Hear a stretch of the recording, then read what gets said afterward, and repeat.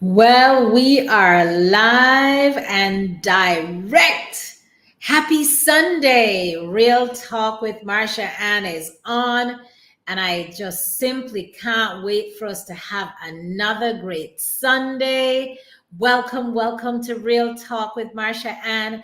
And I certainly hope that wherever you are joining us from, that it's been a great day, but most importantly, you have even greater expectations, especially after this episode. It is my prayer, it's my desire that those of you who catch this episode will share it with others as well. And most importantly, that you will take action. I see that Canada has now just entered the room. I know Jamaica is in the building. And it's always so wonderful to have our faithful Real Talk fam bam join us every Sunday without fail. And those of you who catch the replay, I appreciate you so much. Oh, Miss D, thanks for making it on. Yvonne, thank you so much. Really happy you all are here. I want to acknowledge those of you who are watching from Facebook Live in the Women Activating Greatness and Purpose. Hey, Cher, Montego Bay is in the building. And those of you who are catching us live on YouTube, so whichever platform you're watching us on, thank you so very much. Yes, I was hoping you would make it. And I'm glad that you're here because I know this is a topic that you and I will so very well appreciate, Sheree. So I do know that we have entered. Can you imagine we just got into the second quarter of 2022 and rumor has it that May is upon us already? It like I'm not understanding the swiftness of how the months are going. But what I do know is this.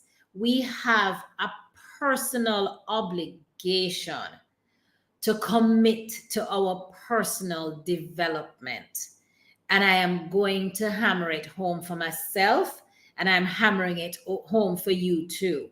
Why is that so important? Because I think we're busy building everyone else up.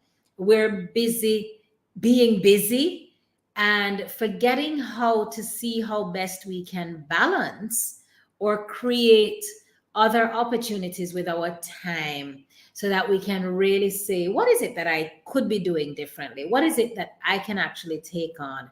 Whether it is professionally, whether it is a charitable effort, whatever it is that you need to water your soul or to learn something new. So it's my belief that after today's session, we're going to be learning something new for sure. And I'm going to take the time out and read very briefly before I bring up on stage our lady of the moment. But I am going to read very briefly a part of her bio. And you know how I feel about bios, that I truly want to, our topic is the power of personal branding. But I truly want to talk about just an excerpt of this dynamic young lady. And so she's a communications consultant, a podcaster, a content creator, and a writer. Listen, man, I could use all of these skills. Trust me. Born and raised in Montego Bay, Jamaica. Yay for Jamaica. But Florida remains her second home. She's received her master's in business from Florida International University, which happens to be my alma mater as well, and others that are watching, which carries one of the most elite business programs in the US. She has her undergraduate degree in public relations from the University of Florida. And obviously, the College of Journalism and Communication has been her anchor. So, storytelling for her and writing is a favorite thing to do. And so, she decided to make it her mission to help other people, as well as small businesses and brands, help to tell their stories through her writing. Well, without any further ado, I want to welcome on stage the lady of the moment who is joining Real Talk. And we have had a mission to connect for a while. For those of you who don't know what Real Talk is all about, Real Talk is a space where I believe it's my current mission to engage, encourage, and empower women to ensure that they transform their lives to one of purpose, passion, and prosperity. I'm all about the mission of overcoming our limits and owning our greatness and purpose. So, with that said, may we welcome on a purpose filled fireball, Raegan Daley. Hello, Raegan, and welcome. Hey, Talia. Welcome, Hi, welcome. Marsha. How are you? I am so well, and I'm so happy that you're able to join us. I'll I'm tell so you, happy to be here. yes, your audience is from North Carolina, Canada, Mhm. Jamaica. Listen, man, specifically Montego Bay, some Kingston. Listen, Oh, we're Asia, everywhere. Hello, everyone. everywhere. And those who will catch the replay will be from everywhere. So we're so happy to have you. Thank you for saying yes to joining Real Talk. Of I course. know that you're extremely passionate about the topic of personal branding Yes. and storytelling. And we're so happy to have you join us. And you're joining us today from Montego Bay, Jamaica. Yes, that is Yay. correct. So we're in the same zone. Tell us a little bit more about you and why you do what you do. I've always had an inclination to share my story. I think just as young as I can possibly remember, my parents telling me I was in the crib and I would just be babbling and talking in baby language, obviously. And ever since then, I've always had a passion. I think it kind of emerged when I switched from the accounting college to the journalism college halfway through my college career. And I was like, oh, this is where I belong. I don't know why I was dealing with numbers and, sorting through databases with taxes and stuff. I'm like, no, accounting is not my thing. And then from there, it just really became my passion. It emerged from me working with small businesses, working in agencies, working corporate. And then I kind of transitioned into the world of working for myself as an entrepreneur, freelancing with small businesses and other personal brands. Wow. That's a big deal. Congratulations on choosing entrepreneurship and choosing to build your business and to build your empire. What have you seen as one of the biggest deficiencies with the understanding? What is personal branding? So a lot of people take the personal aspect out of personal branding, which is the whole concept of it. Personal branding really is the enhancement and the storytelling of your person, who you are, and also your business. If it is that you're pursuing some kind of entrepreneurship or a small business of sorts. So, personal branding is the personal aspect. It's the who you are. It's the why people want to work with you. It's the what makes you different from the other small business owner, and finalizing all those details that make you special. Wow. And those details can go from A to Z, whether it is going to be a color that sets you apart or how your Mhm. personality comes out. What, Exactly. what are you finding as the great deficiencies that folks are having with positioning themselves as a personal brand and becoming a magnet to be Right. remembered? I think they probably haven't sat long enough with their brand proposition. And really what that is, it's a big word for saying the mission statement, the who they really are. Sometimes you might have a compelling logo, but no story. Or you might have a brand presence. So maybe you're on Instagram or you're on LinkedIn, but there are no video contents of you. No one can actually hear you speak. You're kind of like a ghost behind your social profiles. So I think a lot of people miss certain elements. They might have 2 or 3 portions of it, but are missing other compelling portions that will really sell their brand in entirety. Hmm. That's such an interesting but factual statement. Like when we think about it, Mhm. it's so easy to have a name. It's so Right. easy to establish what a social media name could be, but who are we really is what I think I'm hearing you say. Right. The story element sometimes gets lost. I've also had a lot of situations where small business owners will come to me and say, hey, can you represent your brand? Or can you represent my brand on behalf of me? And I'm like, I don't think that would be the best bet. I think you representing your brand would be the best. A lot of the times people like to seek out ambassadorship from other persons who are probably more influential or consider themselves social influencers. That's not always a bad idea, but if you have a small business and you want to be known for what you do, you're the best ambassador of your brand. Fact. And so a part of what you do, is it that you do an audit of prospective clients? What are the steps to really understand where we may have deficiencies, and why do we undervalue the importance of personal branding? Have you found that is it something that you're finding as a general experience? Tell us more. Yeah, so I really believe that, as cliche as this sounds, the hardest thing for us to do sometimes is to talk about ourselves, which is why it becomes that much of an issue, because people think they need to seem a certain way, look a certain way, have a certain image to represent a certain brand. But the most authentic portion of a brand is who that person really is. We think of some of the most elite brands today, their stories are so authentic. Whether it's Apple, where they started off in a garage, that's not an easy story to tell, but it's the truth. You know, they didn't have to fabricate how they came about, you know, one of the biggest empires in modern technology. They literally told their story as it was, and people gravitated towards that authenticity factor. So I think, yes, in a lot of ways, the people that do approach me are afraid to tell their story. But once you're able to break that barrier and come to terms with the fact that your authenticity is the most compelling part of your brand, then you will be more open to sharing the adversities, the struggles, the fact that you switch products or services in order to, you know, manifest this newfound you.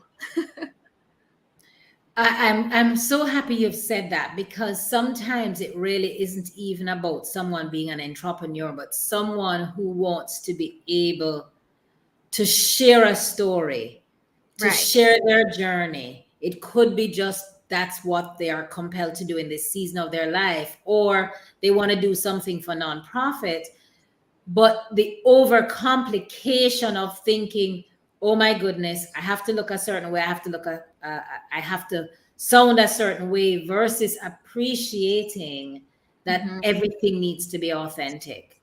That's correct. Yes. And I mean, it kind of is an influence too from how other brands appear. They're very polished. They seem like there's no struggle or hardship. And a part of it does come with that refining aspect. You do want to seem well put together, but you also have to seem very authentic, which is the real element of your story. Mhm. Tell us a little bit more as it relates to how best would one then take the time out to say, I know I have a story to tell. I know that I am battling. Here's what I find as two strong battles: folks who believe you need to have a certain representation professionally and a separate one personally. You need to Yes. deconstruct that for sure. And I think that is the question that a lot of people come to me with. And it took a lot of self reflection for me to actually realize that I don't have to be Raegan Daley in the corporate setting and another Raegan Daley around my friends. If I'm Raegan Daley, I'm Raegan Daley. That shouldn't really switch in between settings. Of course, there are aspects of your life that are personal, and that's, you know, at the discretion of those who share it. And I always say, you know, use certain levels of expertise in some regard to decide what pieces of information you want to share to the public, because once it's on social media, it's considered social. You know, you are giving people the other opportunities to discuss it, interact with it, leave their commentary, etc. So it's really about using your discretion as either a business owner. So you're a business owner and a socialite. Maybe you're a business owner and a YouTuber. Those are kind of fine lines where you have personal aspects, but you also have business aspects. You have to really sit with yourself and define what pieces of content you think are worth sharing and worth having other people speak about as well. What do you say to someone who says, I don't like social media. I I am not committed or consistent, but I want to grow. How do you tend to answer folks who really come with that as a challenge? And that always is a challenge because social media can be a very unforgiving place. I've had my own personal experiences where that has been concerned, and I've seen it amongst a lot of people that I know. And so the understandability portion of it is there when people approach me with not wanting to be social. But again, it's looking at the long-term goals of what it is that you're trying to do. So if you're trying to be a business owner, you're trying to sell a product, or you're trying to have people interested in your services, there are moments where you're going to have to eliminate the negativity or the potential of, what toxicity might emerge on social, or what might be preventing you from going onto that platform.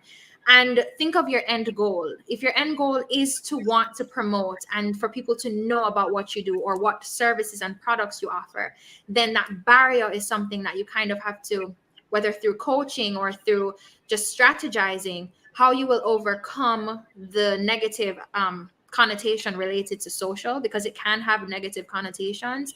And thinking of that long-term effect, like, okay, if I'm on social media for maybe 2 hours out of my day, just posting content and replying to comments, that's my threshold, and that's where I'll leave it.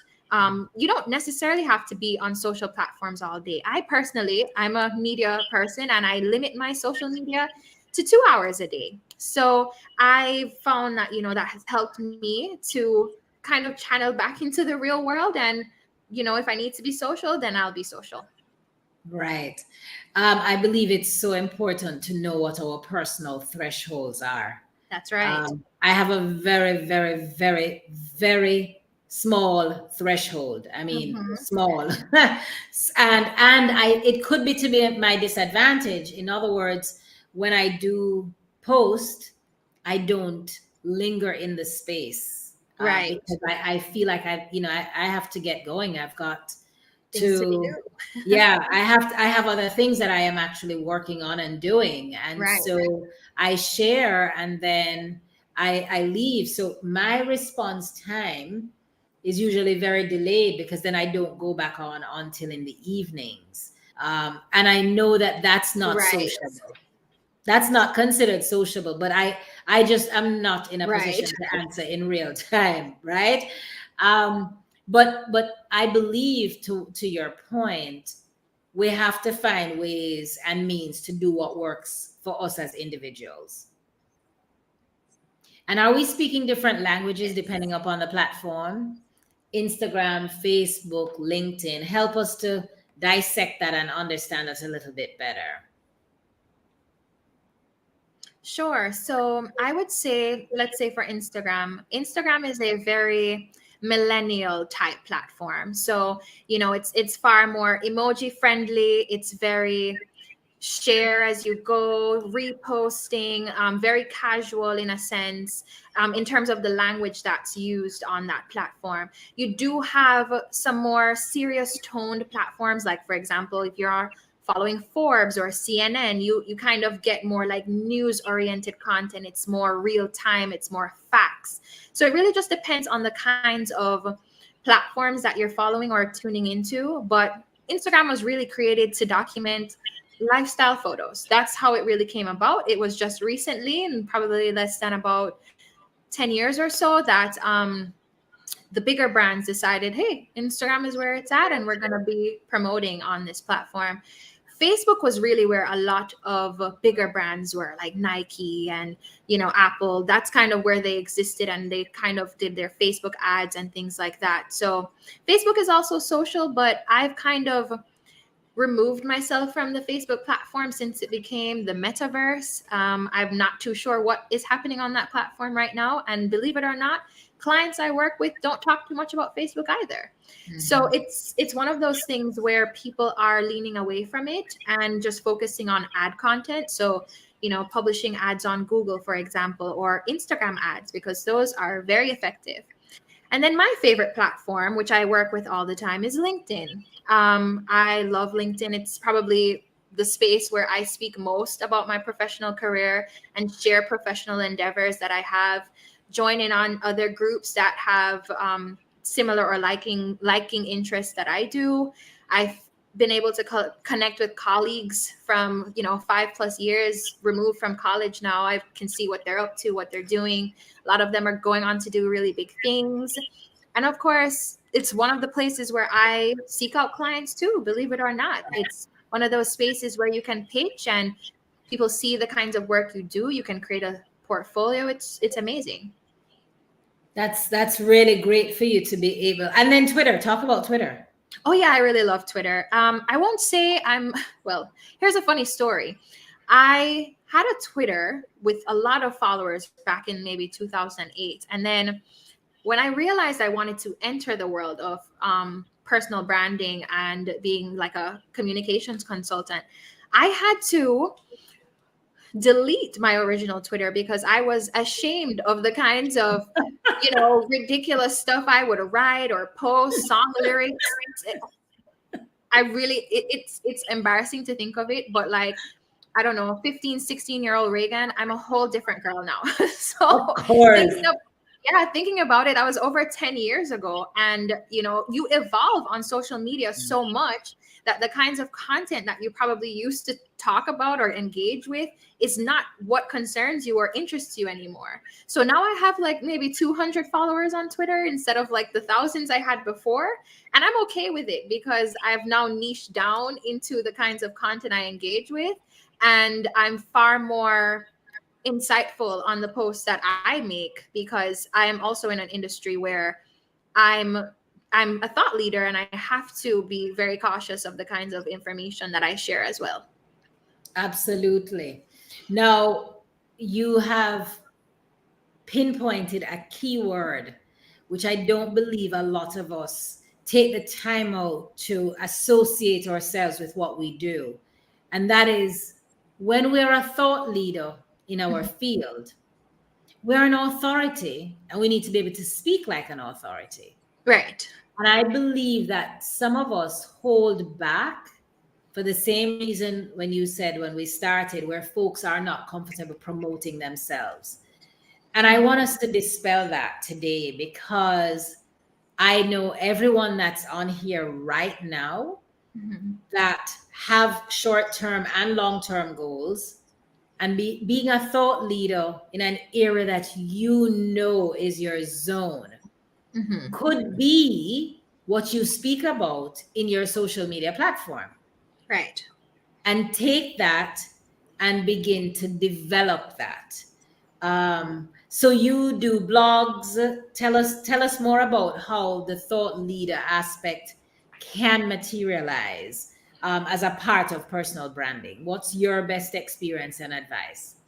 So it's been about 2 years that I've, dived into this whole concept of being an entrepreneur as the Caption Girl in my public relations business. And so I found that a lot of my experiences and expertise combines with previous experiences, and the best way to talk through those is through sharing content, whether that's blog content, social media posts, participating in webinars or social events that will speak to your credibility. And I think for me, what ended up being something that really made me excited was blog writing. Definitely.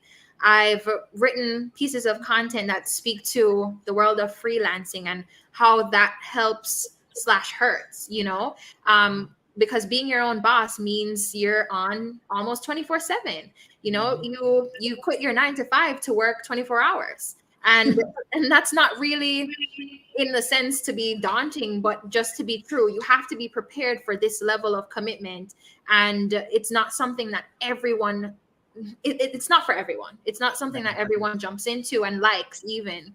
But I would say, if you want to be considered a thought leader in your field, choose an area of expertise where you enjoy sharing. You could be a thought leader on any platform, but definitely choose a space that you enjoy sharing content on. For me, it's LinkedIn. I like writing LinkedIn blog articles, and also Instagram. I love sharing on Instagram too. That's really, really very, very good to know, Raegan. If you were going to be counseling someone right now, counseling, coaching, you're talking to somebody for the very first time, what are two or three of the things that you look for or ask so Mhm. that they can begin to open up Right. with you about what is it that they want to achieve? Yes. So the first thing is what makes you come alive? What exactly sparks your interest, and it's something that you kind of eat, sleep, breathe. Those are my three like negotiables. What exactly does that look like for you? For me, it's always been being able to speak and share. Those things for me are primarily important. And how do I speak and share? Through helping others tell their stories, whether that's a brand, a personal brand, or a business. So once you can identify the core aspects of what makes you you and what makes you come alive, then you can then channel that into how could you make that make you money. To be honest, most people want to do what they love, right? So I think if you can find that little happy medium between what you love doing and what makes you happy, then chances are you'll make money from it. I never got into the business of personal branding and coaching and mentorship to, make money. Honestly, it just kind of happened where people are like, oh, can I pay you for that? Or how do I get involved? Or where exactly is your PayPal? It just emerges because I feel like they sense the value, and people will sense the value once they approach you. And I think I don't sell products just yet, but in the business of services, you have to feel a part of what you do. You can sell a product anywhere. People sell shampoo, they sell jewelry, and there's no face technically to some of these platforms. However, in the business of services, you definitely have to love what you do. So well said, though. What makes you come alive? Mhm. Because that's something that you will just keep doing Right. No matter what. effortlessly, no matter what. Yeah. Yes. I said recently, if they wake you up at 2 o'clock in the morning to do something that excites you and energizes you, what Mhm. is that X for you? And Mhm. whatever we know that that X is, and it just seems so natural, Yes. I really believe that it's an area that all of us have the ability to get excited and to Agree. share. To Definitely. share. Are we overthinking this whole concept of capitalizing on social media? I have grown to appreciate. Now, let me tell you, straight talk, and everybody needs to know this. I was petrified of social media in the very Mhm. beginning. I'm talking knees knocking. This is like from whenever I started, right? I'm like, Mhm. what do you mean I'm supposed to talk about myself or talk about what I'm doing and talk about Mhm. my family? And by my nature, as engaging as I am, there are parts of me that are just definitely it's my private zone, and I don't want to share certain things. That's just Right. me. Um, but I grew over the years to appreciate that it is for an audience of one. That's right. And if we focus on sharing what is on our heart to do, make that audience of one count. That's And correct. I believe if we do that, we are no longer distracted by doing it for popularity, but instead we are doing what we're doing for a greater purpose. Exactly. Yes. I full 100% agree with that. Sometimes people join social media for the wrong reasons, and Mhm. we'll find that over time it leads to a scandal or a demise, and it doesn't take too long because, as I said, it can be a very unforgiving place. But if you go into social media with the right intentions, ready to accept criticism because it will come, but also to learn and to grow. And believe me, I've met some of the most unique people just through social media. Honestly, just someone I've never met. I have a friend in New York that, she publishes articles on her platform. She's like, please send me all your articles. I want to just promote you. You just never know what kinds of energies, hopefully positive, that you'll get from the platform. And it's just through being present. Just be on there. You'll never know. I can definitely tell you, especially the last 2 years, I think a lot of us have all grown to appreciate that we need one another, that we are Right. truly stronger together. And the kind of connections that I have been able to make Mm-hmm. are really indescribable. I mean, I'm talking about people who were already planning to meet each other, just Yes. folks who you can say, this looks like something that you'd be interested in. People Correct. are actually redirecting businesses. It Mm-hmm. really can be so enriching if we have the right motives and we're using it for the right purpose and not just consuming, because Right. it would be like eating, and Yeah. expanding, but not Right. healthily. Exactly. Not digesting at all. Right, right. So I couldn't agree more that facing the fear is one thing. Keisha says, I am petrified of social media. Believe me, I was too. Mhm. And I will also say to you that sometimes it's either that you become more comfortable with one platform over another, Definitely. and Mm-hmm. you utilize that platform and you nourish that platform. But I believe the openness to embrace another platform for your development becomes really key. And that's I something I know I need to work on myself, right? definitely. This is my Instagram has been my little area. It's really been my little nest. But Mm-hmm. I need to do better with other platforms. And so, if we come back to personal branding and you talk about, okay, defining what excites you, Mm-hmm. then I would also want you to help to guide us as well. What is another question that would be soul searching for folks to say, what else do you need to ask yourself to know it's time for you to really take your personal branding seriously? Is there something else? So apart from what would set them afire, I think it would be, where do you want to share? Because the content that you would put on, let's say, Instagram is not the content you would put on LinkedIn. And then the content that you would do for TikTok, which is so fun and engaging, where you're showing your face, you're probably dancing, who knows, you're really involved in a platform like TikTok. It's completely different. We're talking real content. We're talking quick second videos. What do those look like? Are you comfortable with that?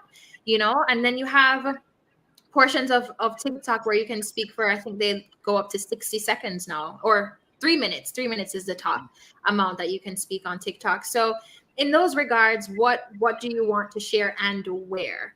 From there, if you've narrowed it down, you're probably like, listen, I'm new to this. I'm not a video person. TikTok is off my list. It's like, okay, well, maybe we can just start with sharing imagery and short form content. Maybe not a 3 minute video, maybe a 20-second one. Let's start small.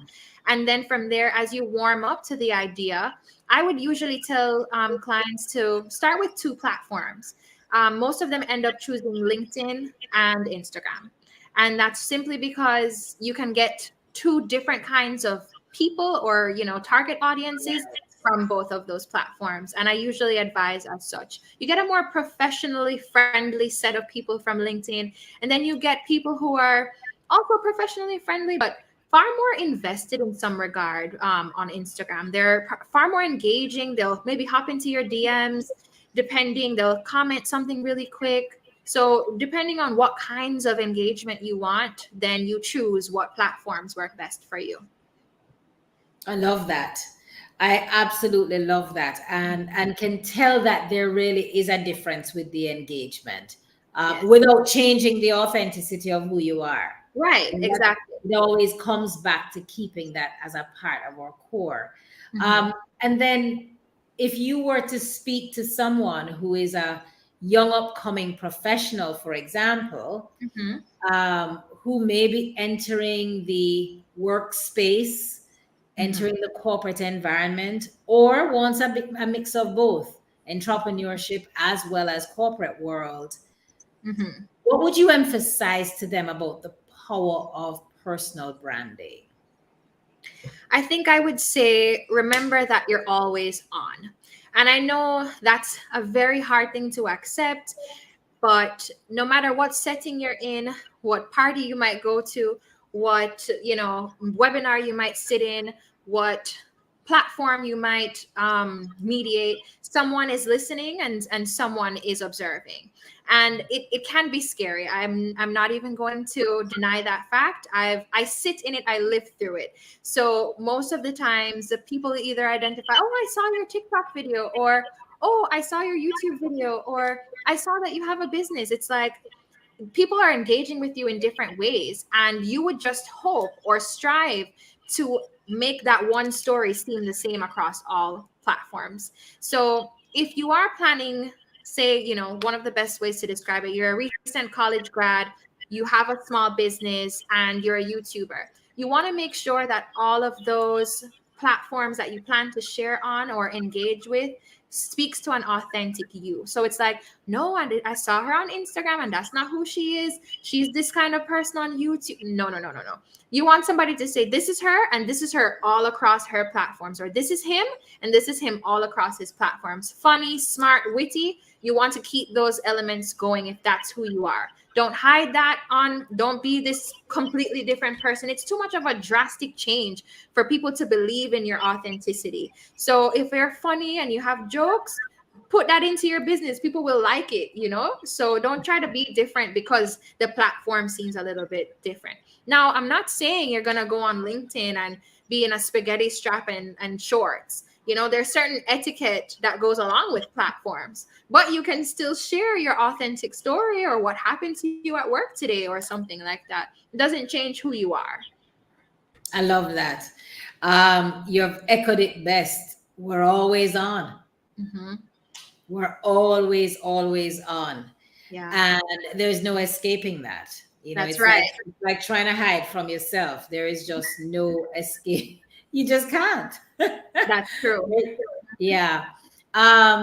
If someone were to do an exercise, I believe, if I'm hearing you effectively, is that folks need to really write down their brand promise to themselves. Like, in other words, if I'm a brand, what is my brand saying about me? Who am I and what am I personifying? And how can it be expressed? Agreed. Most definitely. And try not to get too obsessed with that idea either. Yes, you can write that down and make it something that you revisit, because I've had to revisit my personal brand many times. Even throughout this year, I've revisited it maybe 3 or 4 times. I'm like, am I seeking to accomplish the right things this year? What does that look like? Let me cross that out. That's not aligning with my brand this year at all. And I fix, tweak, pivot a whole lot. I introduce new things, I remove things. So don't get too attached to what your brand looks like, because it can definitely change over time. As long as your core values remain the same, you can always pivot and look differently. Another thing I would say too is obsessing about what your brand might look like can cause burnout. And I've experienced burnout.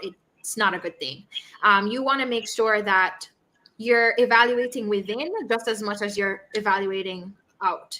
If you're feeling signs of tiredness, burnout, not committing to your purpose as you once were, you might want to reel it in a little bit, kind of reflect, do some journaling. Those are some of my strategies. Speak to close family, friends, and just see how best you can regain that composure. You hit on a point that I believe in so much, Raegan, and that is staying true to one's core values. Because once the values are misaligned, there is no way you can be representing yourself authentically. So I'm really glad that you brought that up. And then to your point, change is constant and purpose evolves. So we must be open to changing and evolving as we go along. Is really the bottom line about personal branding. Yes. Good. I would want you to share with us, just at least, if you were going to be speaking to someone who is probably, you use the word pivot, so they were in one field. So let's say they were in the medical fraternity, And then they have decided that they want to switch and go into the arts. But their original brand association was all things medical. A Mm-hmm. nurse who has been known for that has probably been speaking as a thought leader as a nurse, has Mm-hmm. shown up in that capacity. But right now, that's not what she wants. She actually is now into hairstyling Okay. and no longer desires to even that the nursing is no longer her core. Now Right. she's flipping the script and Mm-hmm. she wants to really showcase hairstyling. Mm-hmm. How does she pivot? How does she make a shift? Does she delete that side of her past or is it a part of her story? That's a really good question. And I've actually had instances where persons have dual or maybe triple sets of interests, but we call those multi potentialites. You know, they have different interests in different spaces, and that's always really cool. So I really feel that never disassociate from what once used to make you excited. Because I mean, if you sat in it for a while, there's probably something that you gained from it, loved from it, maybe disliked from it. You can still share that. And allow other people might still consider you a thought leader in the area of nursing, for example. You don't want to remove your expertise just because you no longer serve in that industry. You want people to still say, oh, she was a nurse, but now she does this. And then, you know, who knows, you can make a brand persona out of it. Like if you want to make your name at nurse stylist, it's like, okay, why nurse though? What happened there? And it gives you something to talk about, like, oh, she was a nurse but she turned a stylist, so cool. And that right away is your story.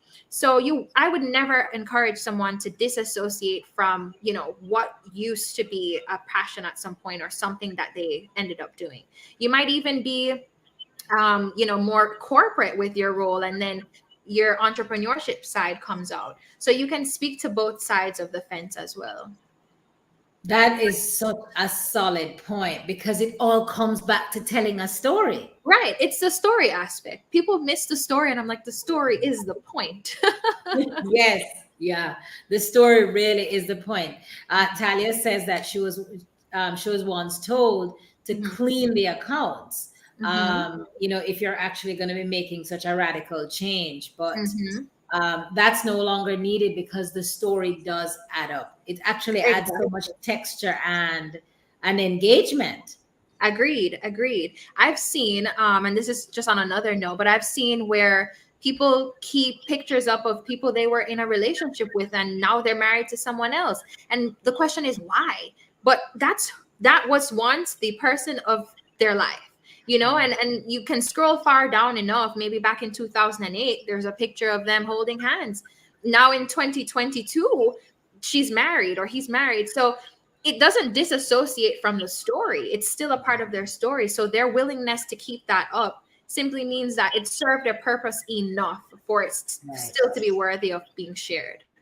I love that. I really, really do. I believe that there is so much mystery behind folks who just appear Hmm.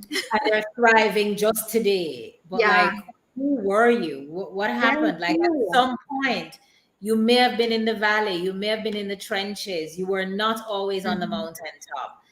And Right. we need to stop acting as Mhm. if everything is peaches and cream. Right. And I think a lot of acting takes place on social. I mean, I'm not saying that everything is worth sharing, but it's also important to not be fooled by a lot of the facades that take place on, especially Instagram. I think Instagram is the top platform for for things appearing as they are not. And so it's really up to you. And I'm in the world of social media management and branding, so I know, you know, like a brand might look one way online, but they don't have it together behind the scenes. And that's because I'm in the meeting, so I know. So again, you know, you can't really use what you see all the time as any prejudgment on what you think something is like. So true. You have hit home for so many. You know, folks are saying this is exactly what they needed to hear.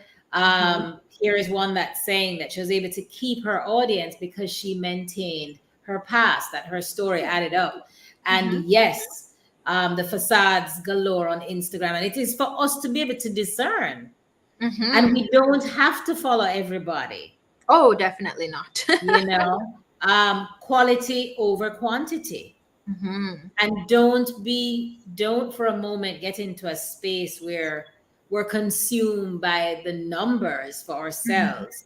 Be Right. more consumed with the intent, the motive, the purity, and your purpose, Right. as we go on this journey of using social media and embracing the power of personal branding. Right. Exactly.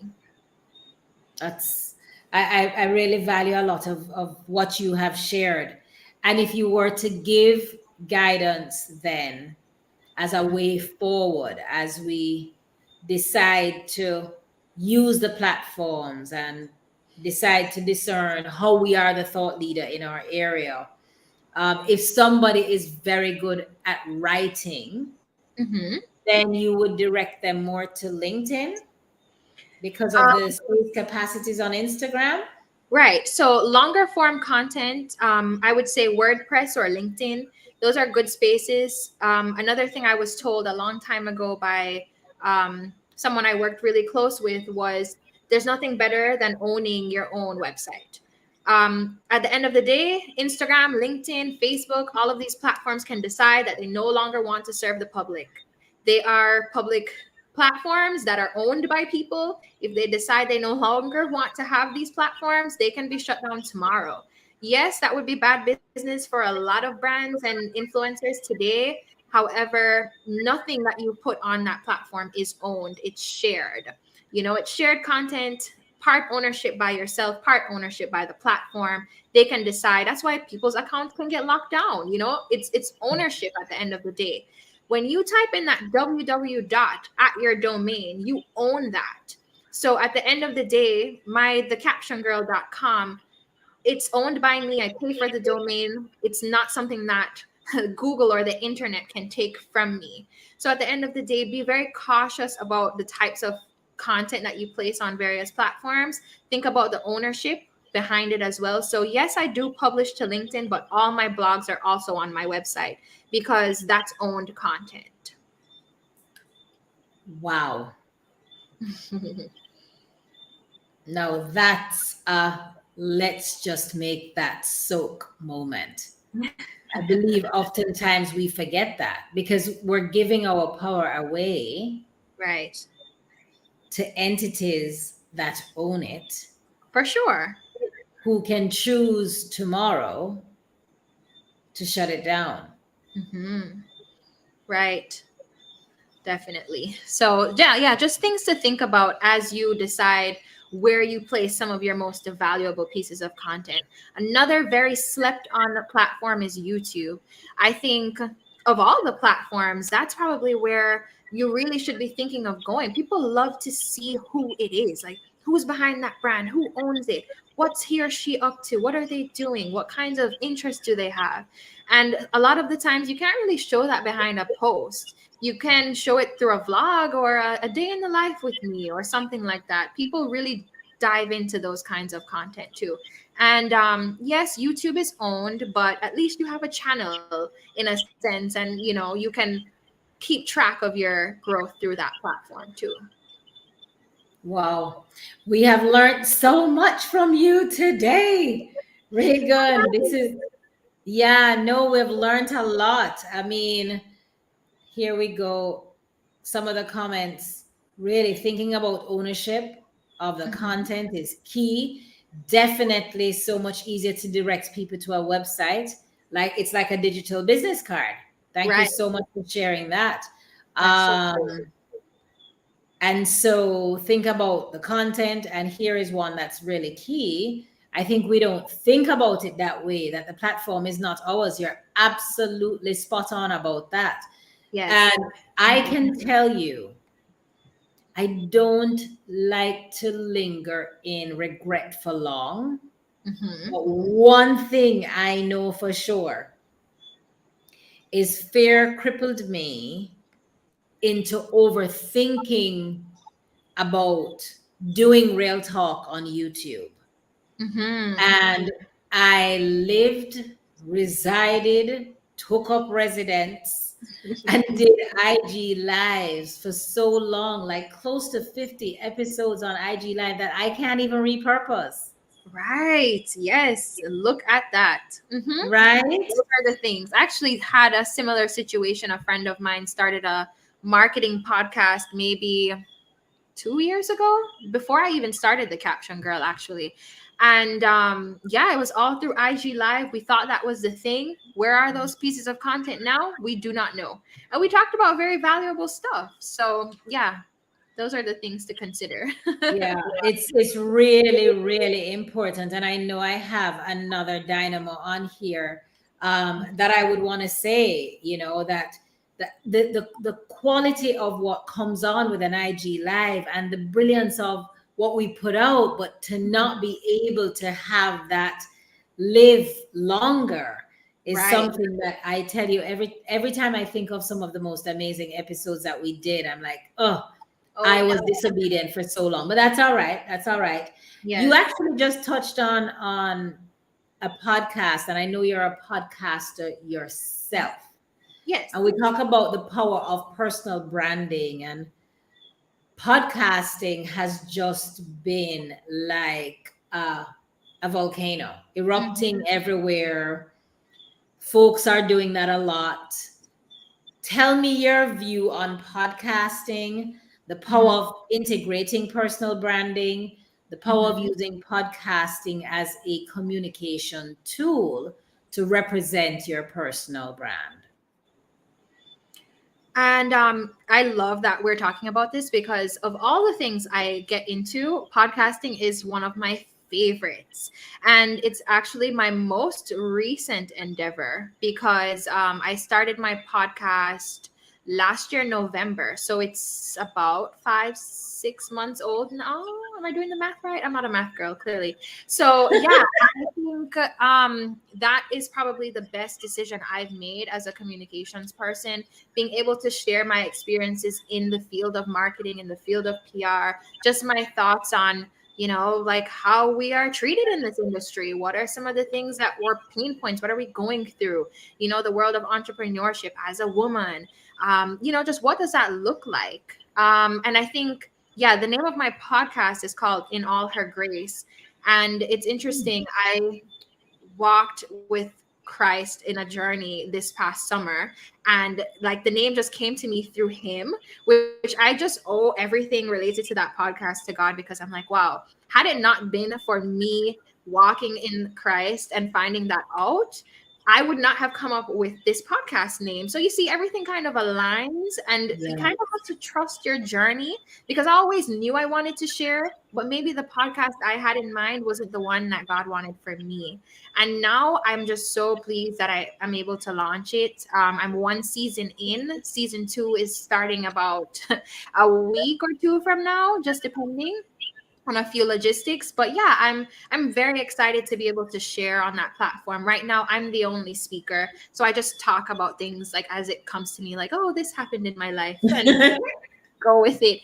But I think on season two and, subsequent seasons to come, I want to invite other people to speak and just share a little bit about their journey, especially women in entrepreneurship. Mhm.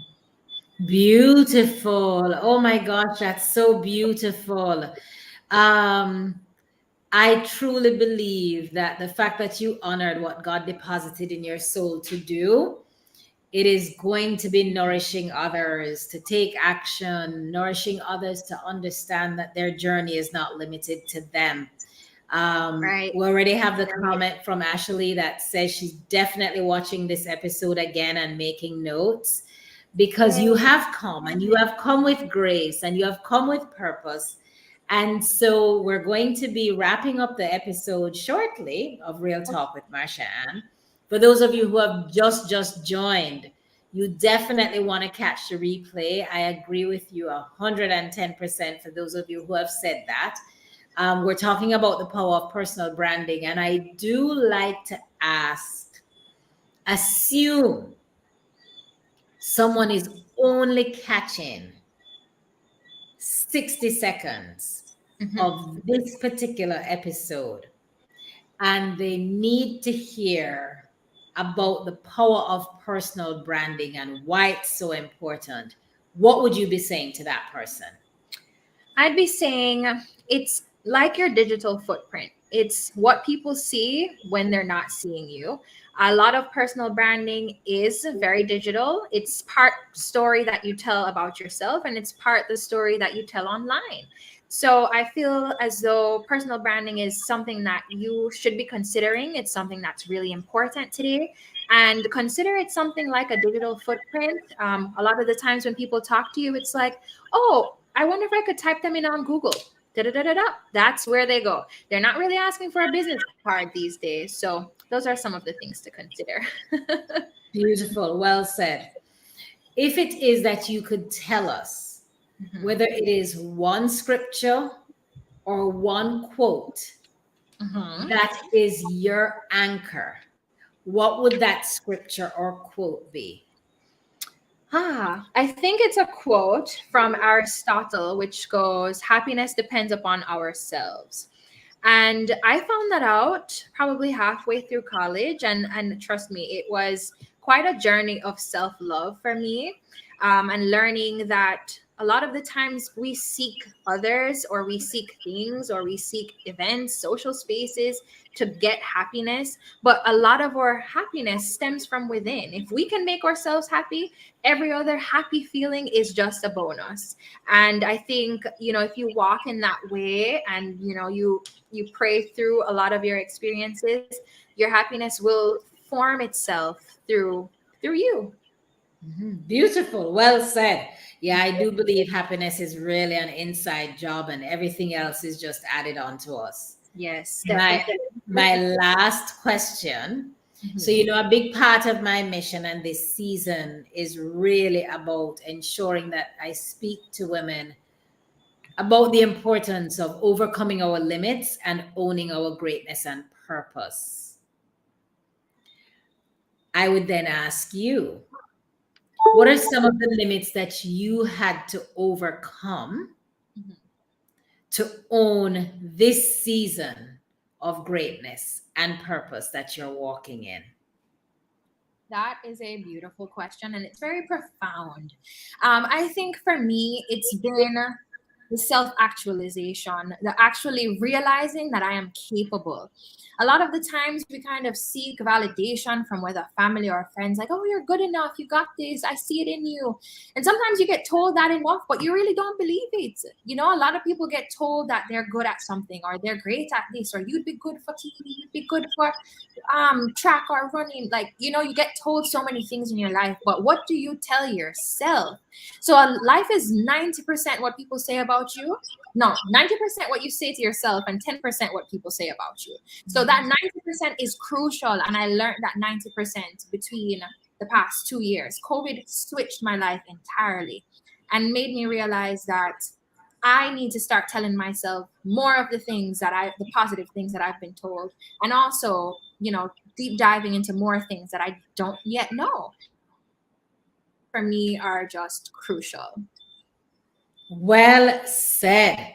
And I believe a lot of us can relate to that for sure. Because the moment we embrace, believe in ourselves, believe in the narratives that we're actually telling ourselves, we're definitely on the winning side. Oh, this was such a wonderful time to connect with you. And you've been such a blessing for us, Raegan.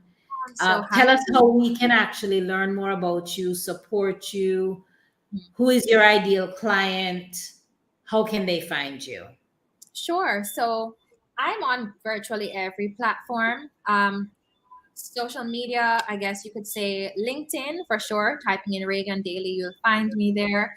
Pretty responsive on all these platforms as well. Instagram, I have my personal Instagram, which is Raegan S. Daley, and at the Caption Girl, which is my business page. I also have a TikTok. I'm a far more friendly, fun-loving, all about the place person over there, but you'll see a bit more of my personal side. And I recently started sharing on YouTube again. So I'm considering kinds of content that I'll be publishing on those platforms.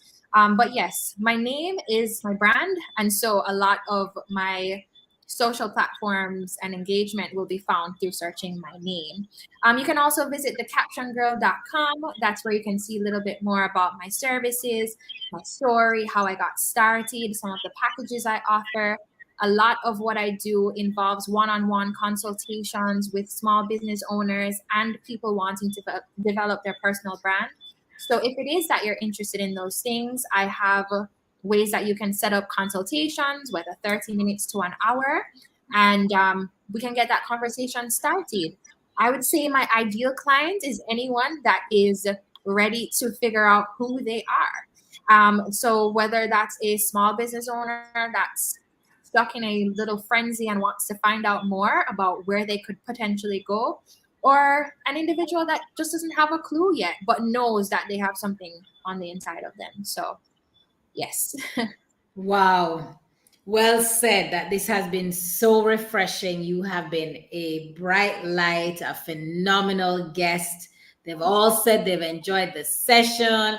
Have to shout out Mom, who says amen and amen. She's been a big advocate that happiness is an inside job. She has preached that all her life. And I would definitely want to say to you that you have come, you have delivered, you have enlightened us, you have engaged us, and you have encouraged us. You have fit the bill of what Real Talk is all about. And so I really want us to say a big thank you to you, Raegan, for giving us your time.